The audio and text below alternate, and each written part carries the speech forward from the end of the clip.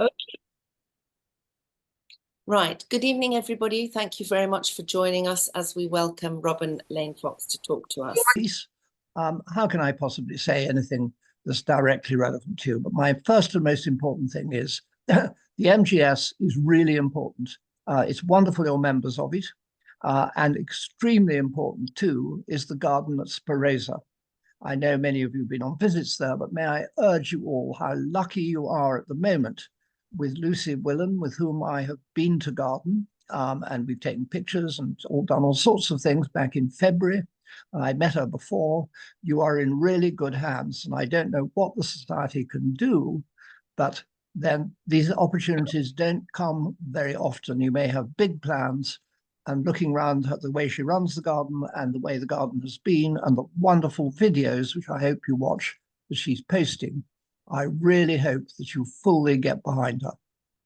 And when one looks back into the prehistory of that religious group, the Mediterranean Garden Society, there was, of course, a sort of sectarian moment where people tried to found an alternative Mediterranean Garden Society. I know all that has disappeared.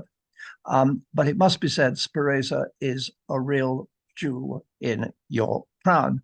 I was there in February, thanks to Despina Moskos, who took me, and I admired Lucy's use of Casmanthe. And we had a very interesting discussion. In the less informed corners of the horticultural press or in the radio, I hear people saying, well, of course, Britain is now entering a Mediterranean phase. It's doing no such thing. Our winters are completely different to yours, and our summers are in a very different scale. But we have the same rather difficult intensification for brief periods of extremes. And I think we can all agree that gardening is becoming so much more difficult as a result. Now, I can only really talk of the English extremes. I visit, of course, with the greatest pleasure the Mediterranean, the Aegean, and so on. But I see them sometimes in the spring. I don't always go early enough. And of course, I come like others in September when Sternberger's Your Best Hope and the cyclamen, of course, which are so superb. But you live with it all the year round. I can only reflect on the changing situation in Britain. I must be clear about that before I go further. So what sort of a year have we been having? Well, it's, I think, very similar for you. At one level, spectacular. We have had the best year ever in my lifetime for winter flowering plants, for camellias, absolutely marvelous camellias, for daffodils and narcissi, wonderful, but then very early and undaunted magnolias, quite superb. I don't know how many of you could grow magnolias easily, whether they would scorch badly. I planted one called Star Wars, which is slightly preposterous, but everybody loves it. And they come and film it. It's the one with enormous pink flowers. And it was absolutely stupendous this year. And I always say that if you want a magnolia that's quite small and flowers very freely, the ones to look for, really, I like the white one, Lobneri Merrill, which is not too big, and it flowers at a very early age. And they've been joined by what are now classed as magnolias, really need looking at by all of you. If you look for the name Fragrant Cream, again, you get fantastic flowers for quite a long time on what is now a magnolia. It used to be a Michaelia. And I don't think that would be too difficult in a not too difficult part of a Mediterranean garden. Of course, that is already almost a contradiction in terms. But we had a year such we've never seen. They were out, heavens above, they were out in the middle of March, and they lasted right on into early May for two reasons. We didn't have any frost. The petals were never browned. And we also had this rather cool day after day, which was like keeping them when they'd opened in a fridge without actually freezing them. It was unbelievably beautiful. We may never see it again. It couldn't have been better.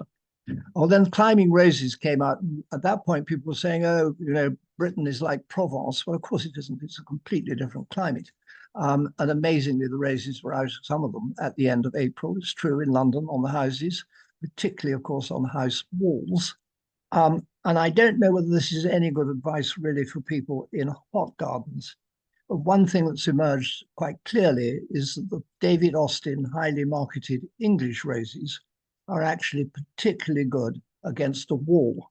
Some of those that have been complete flops long term in the garden have turned out to be excellent wall shrubs. So if you have a taste for the Austin roses, I recommend the Pilgrim, which is a great yellow one and will grow in quite dry conditions very, very well against a wall. I used to talk to Austin at the end of his life, and he said rather ruefully, I think I may have bred climbers. Now, of course, they are not the best choices for people with very dry gardens. They do grow, they have to be mulched, they have to be watered. There are gardens in America with very, very intense summer heat that grow them, but I wouldn't have said they were first choice. But against a wall, I think you might find, as we do, how excellent they can be. Well, we moved on thinking we've just had the most wonderful time. How can everything have been so beautiful? And I would also emphasize what somebody referred to, the green of England, the 50 shades of green, I always say. We've never seen such beautiful electric green everywhere. And we plunged straight into a wonderful season for lilacs.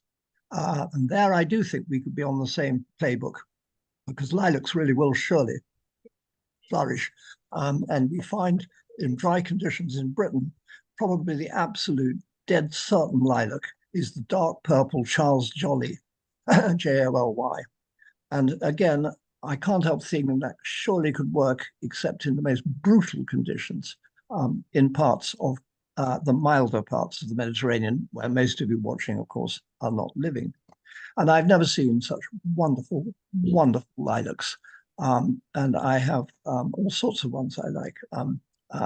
Glory of Moscow, excellent one, which I much liked. And I used to tease the teachers of English literature that eventually T.S. Eliot had been proved right. You may remember the wonderful lines that begin the wasteland. April is the cruelest month, breeding lilacs out of the dead land. Well, of course, lilacs never flower in April normally. But at last, our new wasteland, global warming, Eliot was right, and we had lilacs out in the 20th of April. I'm sure you perhaps did too. There is a new series from Australia called, can you believe it, I'm so sorry, the Bloomerang Group. And I think the Bloomerang Group are worth looking at too, because Australia is very, very dry, and they're not so tall, and they do flower very, very freely. I've got a lot of time for them. That might be perhaps a useful tip. So we were in seventh heaven and thought, you know, the lilacs were wonderful. But then they were backed by the most incredible year for rhododendrons and azaleas. And I've never seen such a year. Well, of course, this is not absolutely the living heart of a Mediterranean garden, but I cannot let it pass without saying that the classic rhododendron gardens in Britain, all of them, the Savile Gardens, gardens in Scotland, many of them, and the one I wrote about from the heart last week in the Financial Times, I was rather pleased with it because the garden had been so marvelous. Go and see it if you're visiting England in the first week in May next year, Bowood in Wiltshire, because the rhododendrons arrived there in 1854 onwards, and the canopy is all old oak trees. So beautiful.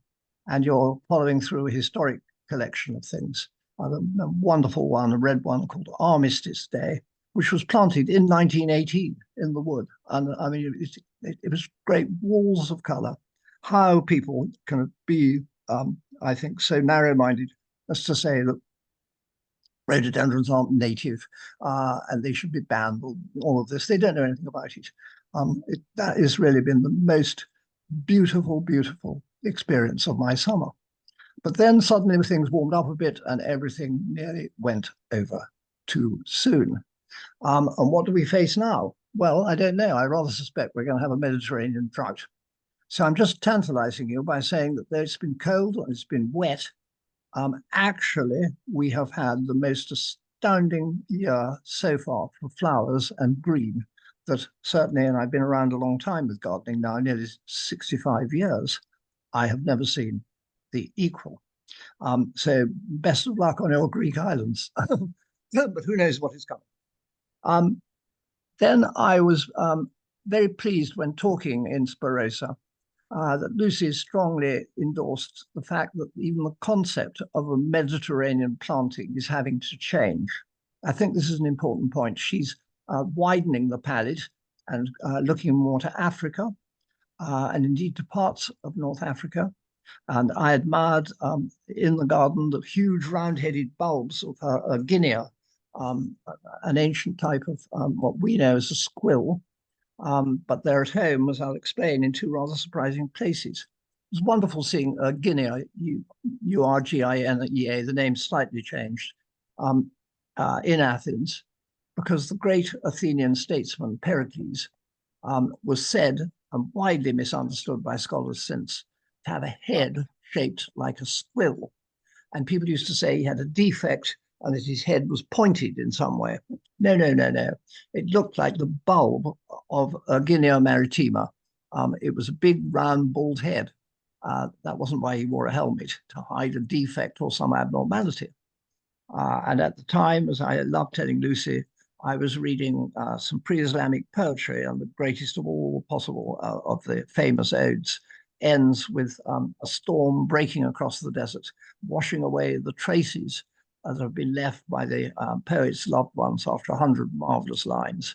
And even the flower bulbs float on the sand like dead animals. And nobody thinks, what were the bulbs? Well, in Saudi Arabia, you see, they're also in Spereza. They are Guineas, which flower on the surface of the sand. I learned this through the Mediterranean Garden Society. I was so excited, I actually saw them. We had photographs of them. And the last two lines of Imre Kais's great poem written in the 6th century AD were completely clear to me. So I rushed back to my superb professor of Arabic, Tahira Kutbuddin in Oxford, and I explained to her exactly how precise the poet's eye is. And we had understood that in Spereza, and she was delighted. Nobody had understood that before. They had never bothered to look and think, what are the bulbs? And they would float on the surface of the sand. People thought they'd come to the surface, like sort of, they thought of tulips in their garden in Surrey or something. It's got nothing to do with it at all. It was a Mediterranean garden first, I felt very, very clearly. So Lucy's reach is wider. And also before her, of course, Sally and all the great founders of the garden. I particularly admired the Casmanthes.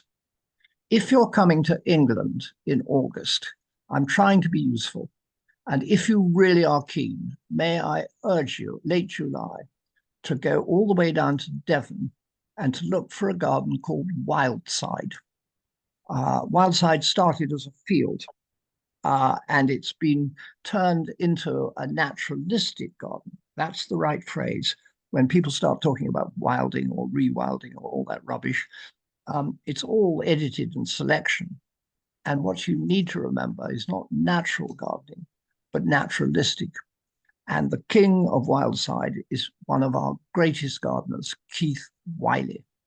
And sadly, his very keen gardening wife died a few years ago, but he's now firmly back in full flow. And he imagines versions of landscapes he's seen and then plants them quite brilliantly with rivers of plants. There are no borders, nothing like that. It's a wonderful natural style, the sort of thing that Spereza could do a bit more, perhaps with that, and is doing, in fact, but without needing a border. Now, I mention it because he has a South African new extension to his garden. And it reminded me when I saw Lucy's Casmanthe in February. He's made it up very strongly of crocosmias, of dioramas, diaceas, and agapanthus. Well, they're not strictly Mediterranean plants, but I have never been to South Africa. He had a feeling, he said, of something similar in his mind's eye. But the effect is also, could be in a strange way, if you really stretch the term, Mediterranean. It's all in dry little streams and riverbeds down a hillside. So Wildside, down near Yelverton in Devon, is still a really fascinating thing to see. And I give him a gold star. Actually, I give him 5 gold stars, the way one used to get at school. So the Mediterranean is having to widen because it's so blasted hot. the things that used to be okay as Mediterranean plants are shriveling. And Lucy's looking carefully at more from Africa, surely rightly, I think. And then we in England are looking more and more towards the Mediterranean because we're getting hot. You know, heavens above, there are terrifying days when the heat is 35 degrees. Can you imagine? You're sitting fanning yourself, having a cool drink happily on the terrace. But that is catastrophe for the English. And I'd like just to follow through what we should do. Well, one reaction early on was quite widespread in the press, and even the RHS sent me pamphlets saying we must now realize that we could grow palm trees in the Cotswolds, and we could surely grow, as it might be, olives and bananas. Yeah, bananas in Morton-in-Marsh. Well, there is one hardy banana. Actually, I rather hate banana leaves, and they're very invasive. This is absolutely not the way to go for us, because the difficulty is we get these hot interludes of drying out, my title, but then suddenly you get one absolutely brutal cold night, and everybody became complacent, and they were saying, oh, well, all the old rules of hardiness have been broken. And what happened? We had that vengeful winter in 22 to 3, which did extraordinary damage because the plants were wet, I think, and were far too far advanced still. It has been so mild in the winter, something you're probably familiar with. But if I say I and others lost Clematis montana, I mean, imagine it. We really did. It just died. Daphnes were wiped out, Hebes wiped out. And our television gardener, Monty Don, was telling us, oh, never again will I plant any plant on the border of hardiness. And I thought, well, you know, I haven't got so long to go. Maybe Monty's right. But it was a lovely summer. And what was I doing?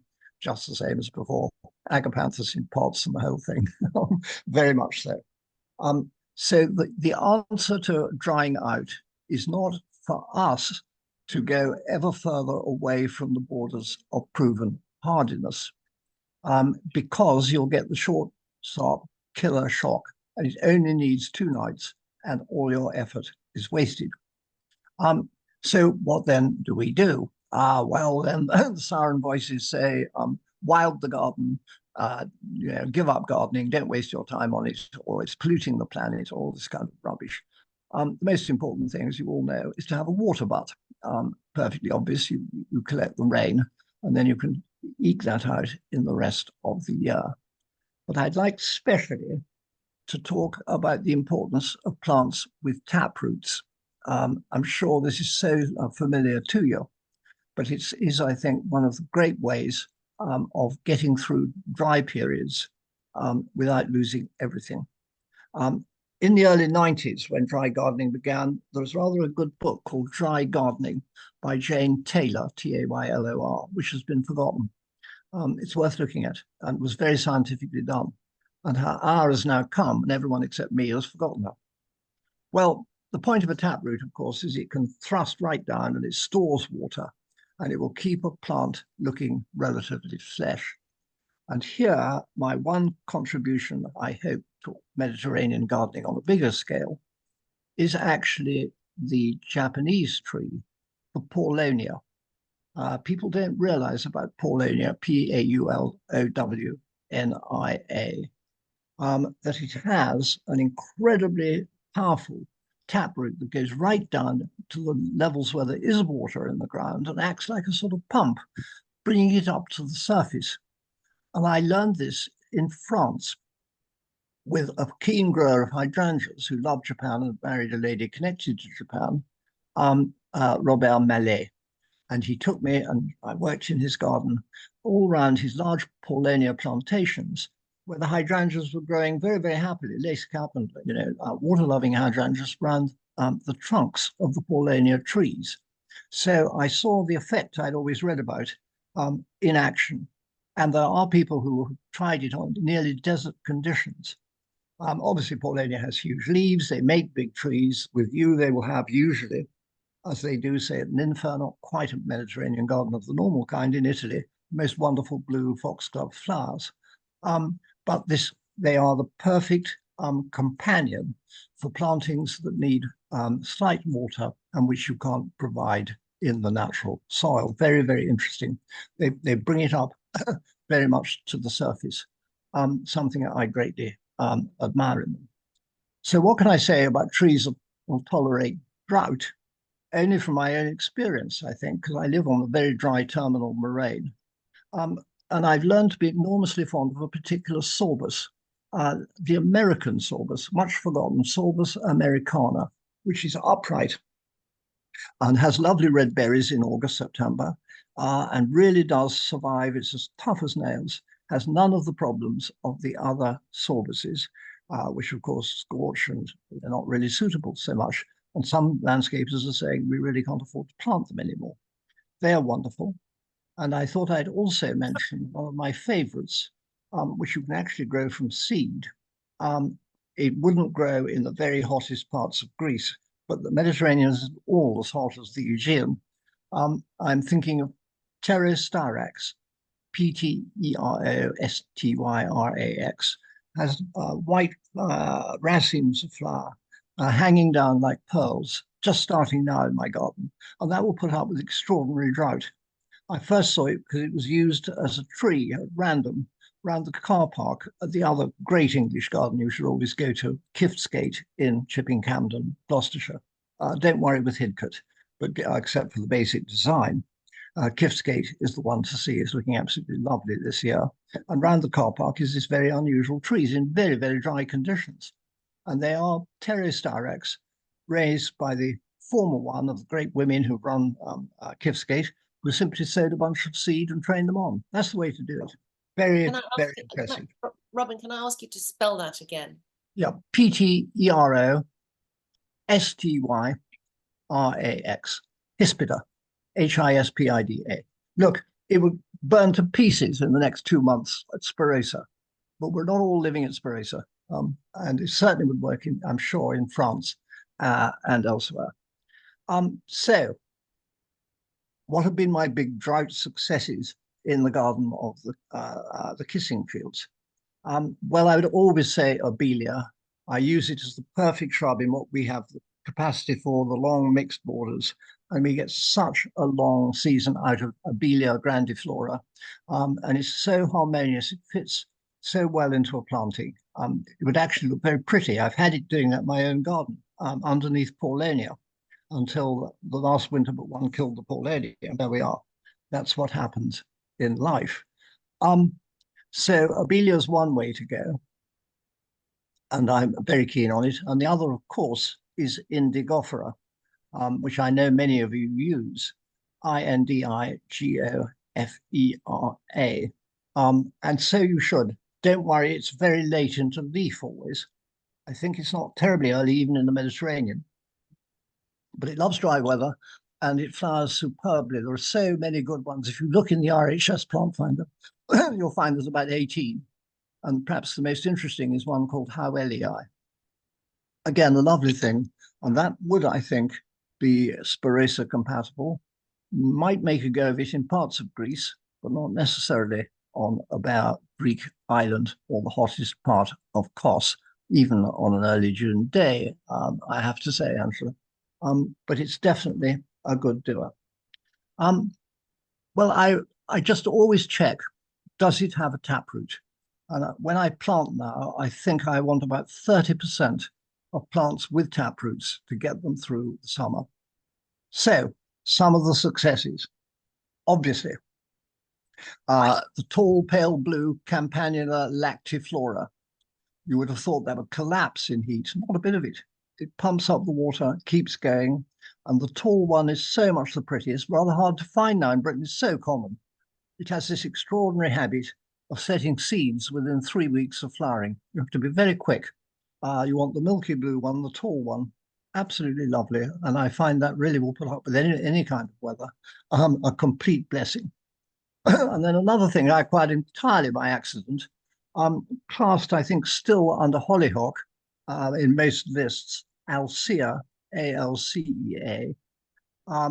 Then there's an argument. Is it the Armenian hollyhock, or is it Alcea cannabina, like cannabis, INA on the end? And the reason is that the leaves look really very much like the leaves of a cannabis plant, though it has none of the other sort of narcotic muddle that cannabis brings with it.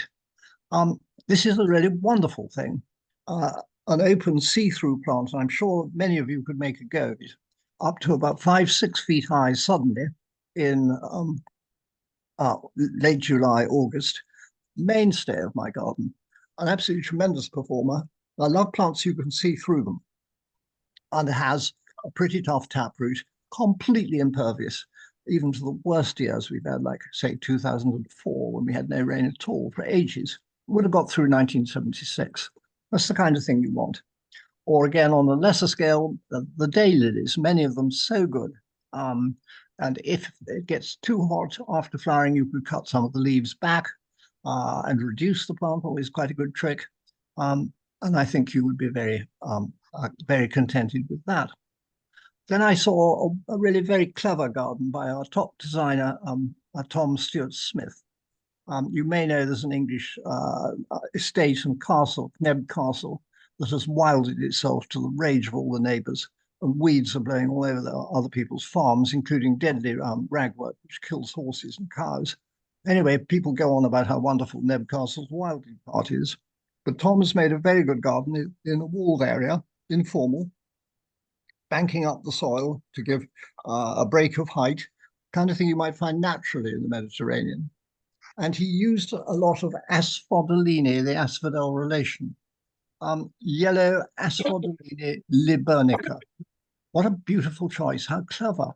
And just as Wiley has had a sort of river of plants coming through, it's a very good trick in a Mediterranean garden. Your eye sort of thinks, it's like a flow of water. Try to think like that when you're planting. It's no use having borders. Asphodeline libernica. I don't know where you'll find it, but you are very good finders. And of course, you're all in Europe, thank God, so you can actually import the things. I'm sure it'll be in Belgium and in Germany in some quantity, and that's where Tom had identified it very, very cleverly. And he was absolutely spot on. Well, then we get a little bit more into autumn. And here you may have had luck with something that's tremendously surprised me. The tree that really only came into, the shrub, I think I should call it to begin with, that really only came to us from China in 1980. Heptacodium. Maybe some of you know Heptacodium. Heptacodium. The Heptacodium is known as the Seven Suns, SUNS, in China, and it's called a tree. Well, I cut down a walnut. The previous owner had put a walnut tree far too close to the terrace. It shaded everything. I lived with it for far too long. And I suddenly thought, I hate this tree. I'm going to cut it down. Best thing I ever did. I got rid of it. And then I thought, well, I'm going to need a little bit of protection from the lawn, right? I like to sit at the table and eat my solitary lunch. I'm going to explain to you why no woman can live with me in a moment. So there I am having lunch on my own. And I want a bit of protection. Why don't I try this thing, Heptacodium, about which Roy Lancaster is very friendly. What a marvelous tree it's become. Absolutely wonderful. It's in the most dry and hopeless position where only globe artichokes would grow, really. So I think it will grow with you. And it has these white, tight flowers with little sort of studied lilac-y blue cluster centers to them in September. And the leaves hang down a bit. And I thought, what a triumph. Mine is now about 10 feet high. Well, then I did something very late in life and terribly sensible, so stupid I'd never been. I was in Boston for classical reasons, and I went to the great Arnold Arboretum, the wonderful Arboretum. If you're in America, if any of you go to Boston for any reason, and if you're going to want one last look at America before Trump ruins it, the Boston Arboretum is, I think, a place to go. And there I saw a Seven Suns tree planted in 1980, and it was a real serious tree. It was big, it was wonderful. What a lovely thing. And it plainly likes the drought. I'm going to digress for one moment and say I did something absolutely terrible last week. I was in Ireland. I was in Ireland. Can you hear me? Yeah. And we were passing from Galway down to Shannon Airport. There was a sign up saying Trump International Headquarters. Oh, how can you drive past it? So with immense charm, of which I thought I had forgotten that I had. I bluffed my way in past the guards and got into the center of Donald Trump's international headquarters for his golf course and his links housing and his links hotel. Well, the taste is execrable. The putting green has got a huge parterre with the words Trump in big letters. And then I realized to my horror, or perhaps his wisdom, it's not real box at all. It's all green plastic and it's fake. But I went to look at the gardens behind because you stay a vast price in all these individual little link houses. And there you play golf. And people came from all over the world. I was nearly run over about 4 times with those ghastly golf caddies. I must admit, golf is absolutely my no-go area. And the waste of water for it all. When we aren't allowed to water our gardeners, they pour it down on these golf courses. They should go back to playing on the beach. Well, anyway, Trump's designer had done a really beautiful job. He had matched bronze fennel and green fennel together in very good Irish soil. And there they were in groups, planned carefully, with a very, very dark red type of valerian, unusual, not the normal sort of slightly red rose one, and osteospermums and salvias, very good salvias. So when nobody was looking, I took a few Trump cuttings. And in my greenhouse, I'm ashamed to say, I have some Trump plants, which were actually perhaps not declared as they should have been when they arrived at Heathrow. I hope nobody's listening is going to come and take them away. So it's just a word to say that by employing a good designer, even the least likely corners of the world can have a good garden. Well, returning to fennel, I hope absolutely none of you have a garden without the real fennel. That's way beyond Donald's Irish knowledge. What you look for is not funiculum, but obviously ferula, F-E-R-U-L-A, ferula, and there's several forms. Well, we have to have it. A wonderful Yvonne Barton to everyone. Olivier Philippi supplies Asphodylina liburnica. God, that's good. That's worth the whole talk. That's such a helpful thing. Now, we have to have the fennel because in the college gardens, we put on an amazing performance of Euripides' Bacchanals. And Dionysus was imprisoned on our garden mound, and we had a sensation of an earthquake and everything. And the Bacchanals arrived as if they were carrying the famous Thyrsus wands. So when the play was all over, and it was superb, done by the Thyrsos company and by the Greek director, absolutely marvelous, Yana Sistovari. Everyone who saw it, I hope, will never forget it. It was electrifying. I planted real Bacchic fennel where we imprisoned Dionysus and another block in the main border. And of course, it's absolutely superb. I live with a very avant-garde musician fellow who's interested in recording sounds we don't hear, the sound of corrosion long-term. So I asked him if he'd like to put a sound camera in the fennel as it was growing. And he's got recordings of the noise it makes as the stems are growing. He's going to write a fennel symphony. This is wonderful. This is following up on Dionysus. So everyone with a Mediterranean garden has to have Ferula communis. If you can get the one called Cedric Morris or Ferula tingitana, they have slightly finer leaves and they are absolutely certain to grow. Then they die down and collapse and disappear. So it's not your fault. It'll be back next year. But what a completely brilliant thing. Right. So I'm going on being bossy, suggesting a few possibilities. There is at low level, if you want an aster, there is a thing now called Eurybia, E-U-R-Y-B-I-A, Schreberi, not well known, S-C-H-R-E-B-E-R-I. And this, even on my terminal moraine of brash and stone, and absolutely no watering, this runs madly far and wide. And in late August is a mass of white flowers. So I think that would be certainly one to investigate. Time is sort of ticking on. So I'm going to dig down a little deeper to where my real gardening really took off for me and where in the end, by a sort of circular ring composition, I'm sure it will end. I expect to be found in about 30 years' time, and I'm 127, no, 107, that I've fallen over somewhere and have been lost and forgotten in the raised beds among my alpines in summer. I'll be smelling horrible, but please, if you hear shock horror, FT journalist dies undiscovered for 2 weeks. If it's amongst the alpines, I'm completely happy. That's where my heart lies with the mountain plants. Now, they really are the problem with drying out. So, so difficult. And it's closely observed, as it could be a bit at Spirosa, could be seen in all the Greek mountainsides, and particularly in the mountain stations in the Alps, the great German botanic gardens run, that global warming is really doing them no favors. The snow melts too early, the sun is too intense, and the snow is too late to come back. That's in the wild.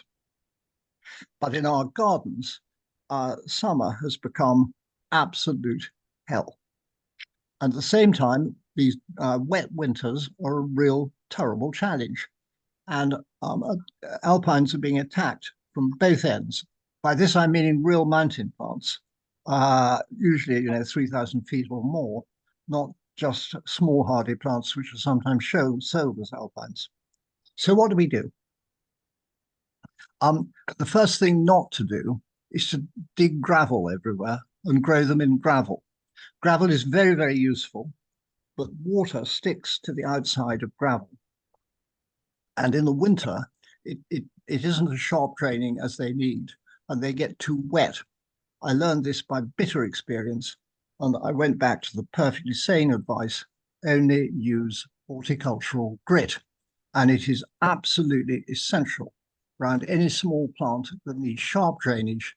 If you're fearing the kind of winter storms, I know you didn't get them in Athens this year at all in Greece, but it does happen. We had constant wet, such as we've never seen from early December until March, by quantities of horticultural grit. And you need about 60% grit, and it's around the neck of the plants.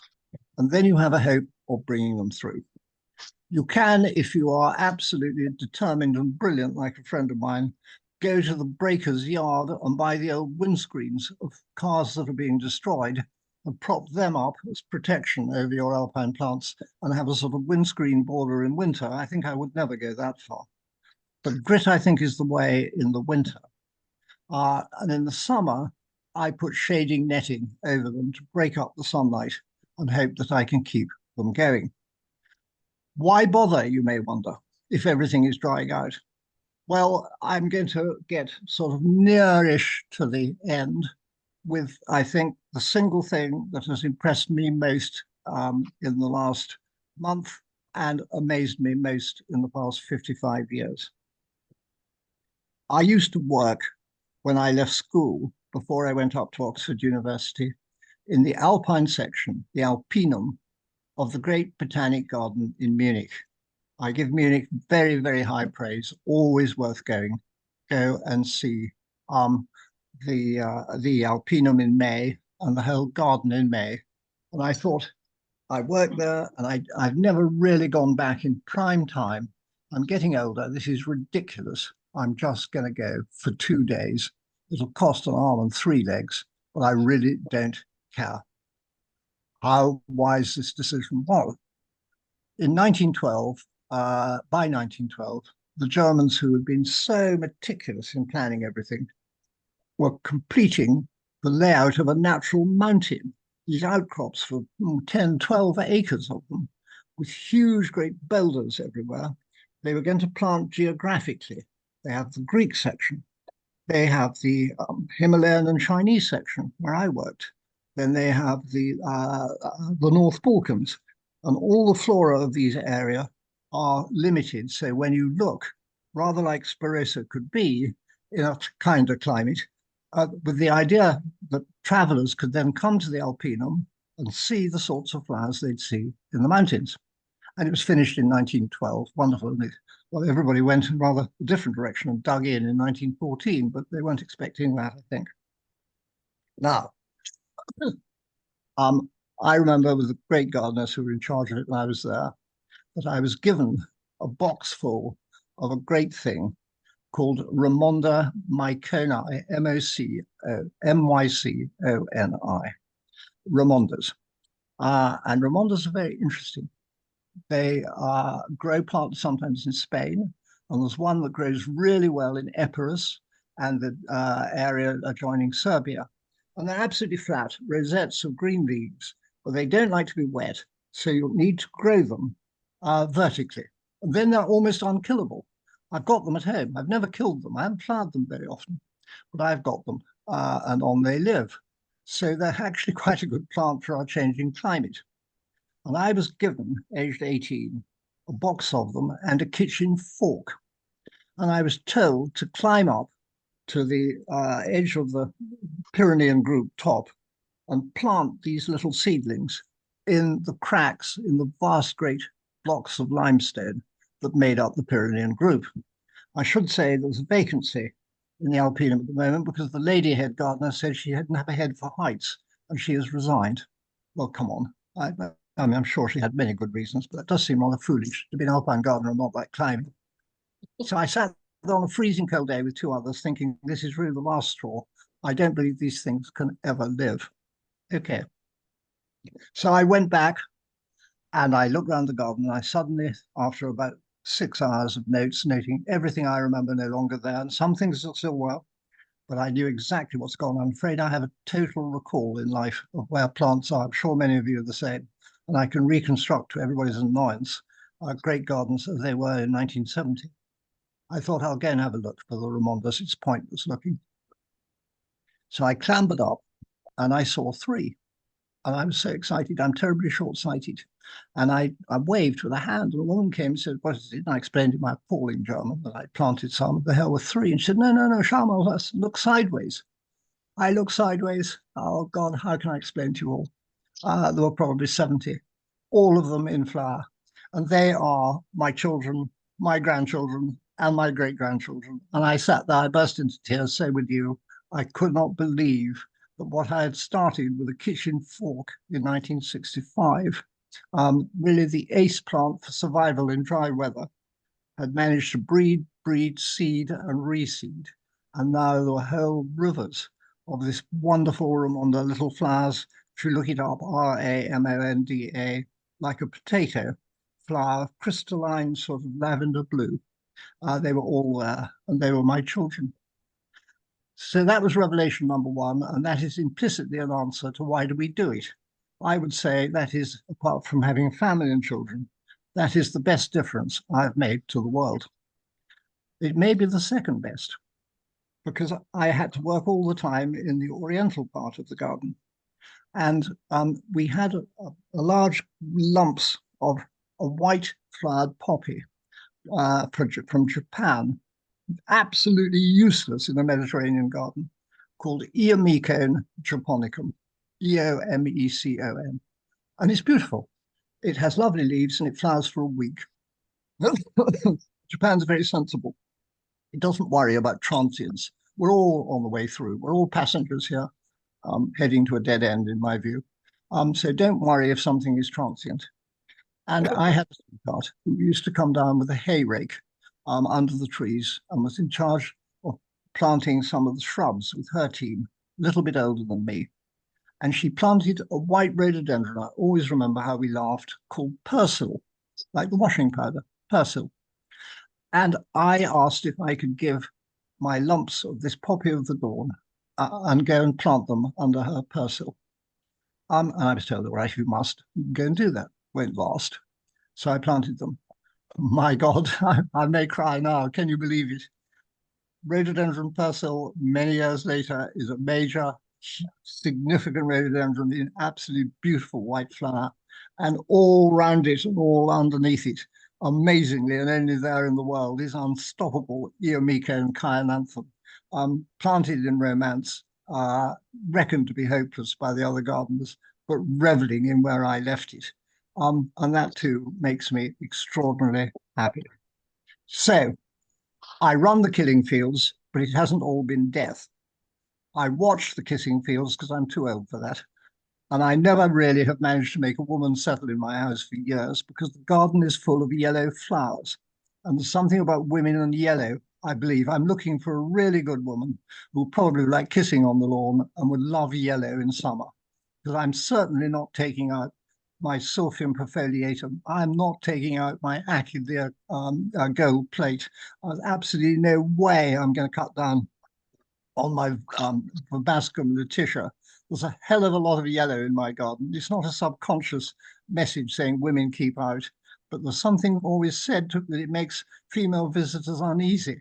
I don't know whether all of you love yellow. Is yellow very popular in the MGS? There's an awful lot of women watching. So my final plea to you all is put your weight behind Spirosa. Don't assume that the warming is one way, because you'll get these sudden cold, sharp shocks. Look for taproots. Go to Wildside. Go to Kiftsgate. Go to Munich Botanic Garden. Go to many, many other places. Go into the mountains near you earlier and earlier and look at the flowers in the wild. And please, ladies, learn to love yellow and come and see me. Thank you so much. Goodbye. Oh, wonderful. Thank you so much for that very, very individual and personal and frank and flowing talk, Robin. Excellent. Absolutely excellent. Shall we just ask? I see you've got 6 minutes to be with us. Can we ask some questions? Yeah, if I can hear a question, I think it's almost more likely that the most of you will be much better, and I'll be fascinated at answering it than I will. You have much more Mediterranean experience. Well, let's see. Has anyone got any questions? If you can put your little yellow hand up to come. Or did any questions come, Maggie, onto the chat? Liz Godfrey's got a question. Okay. Thank you. Yeah, 3 things actually. One, yellow. It's your fault, but it's a very soft yellow, but 2 Lady Hillingdon climbing roses up the front of my south-facing house in southwest France. Oh, absolutely fantastic. I'm so glad to hear it. I only bought it because you recommended it in your column in the FT, and it's everybody loves it. Well, I give cutting bits of them to loads of people, and it's fantastic. Number 2, heptacodium. I planted one about 12 years ago. We then had very quickly afterwards minus heaven knows what, and it survived all that, and it's brilliant. And once it's had its red flowers, in this temperature they turn red. So very interesting. It changes its life. So and the bark is beautiful. And number 3, lilac firmament is a blue one, which is absolutely sensational. Firmament is just the most wonderful thing. Sky blue, I always think I pick bunches of it. It's what Redoute would most love. Okay. Liz, thank you so much. Could I just say of climbing rose Lady Hillingdon, what a wonderful thing. But being curious, I went into the details of Lady Hillingdon. Oh, don't ask. I'm not. You can say that. Yeah, I will. Lady Hillingdon, the rose hangs its apricot yellow flowers as they age. They hang down modestly. And it was Lady Hillingdon who said famously in the Edwardian era, whenever my husband comes near me in the bedroom, I shut my eyes and think of England. It's so wonderful. I see the rose modestly hanging its flowers. And I was thinking, I can't believe this, Liz. I just picked a small bowl of my Lady Hillingdon, which was beginning to droop. And I think of her and I smile, as well as loving that rose. Thanks, Liz. Great. Pleasure. There's no questions on the chat, Angela, but there are lots of thank yous, which I'm sure you'll let Robin see at some point. Yeah. Sue Wake to everyone says, Caroline Harbury kindly published my little article, said learning to love yellow in the garden. This is really good news. Maybe we're cut out for each other. I think it's about season. Yellow for me. I think it's all. I love see it at the very start of spring, but I'm afraid I'm up with your other ladies. I don't want to see it thereafter. Well, somebody said it was brutal. They came to see my garden. I have famous one we all like, the Rudbeckia Hapsona, you know, that comes with a green middle.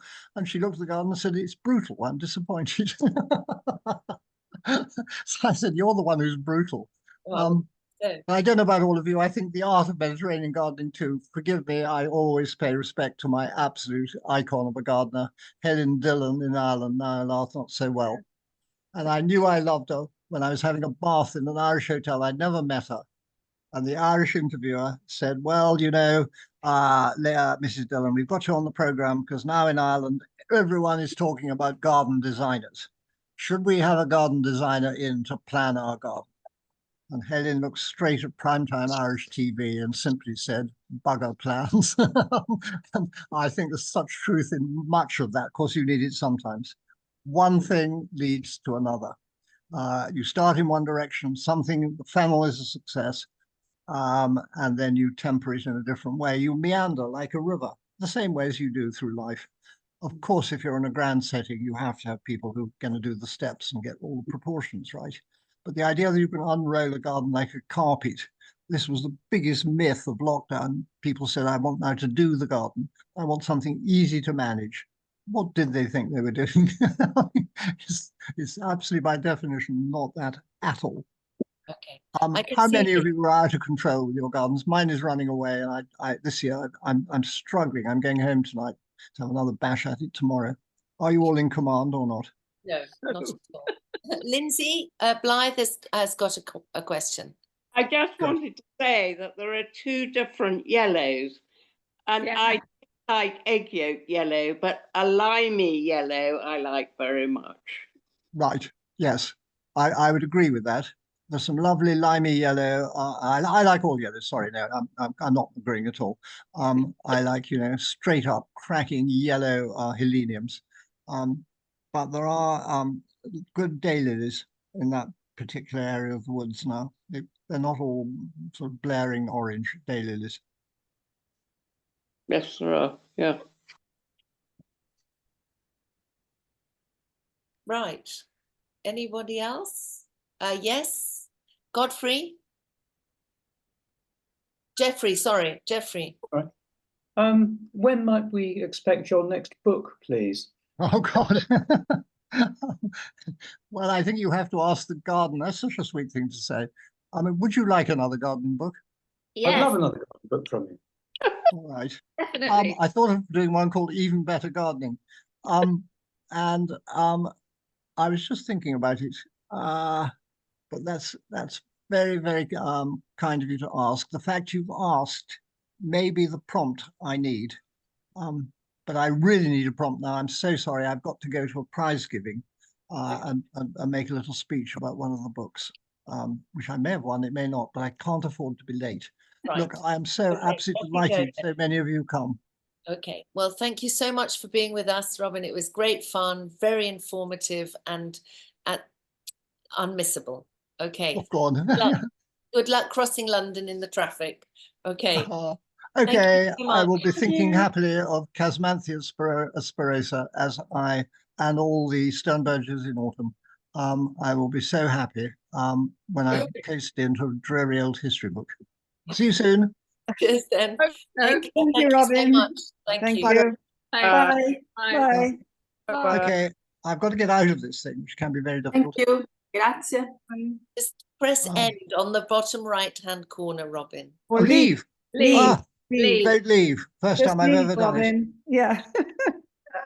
Bye, everybody. Take care. Thanks for being with us. Thank you. Cheers.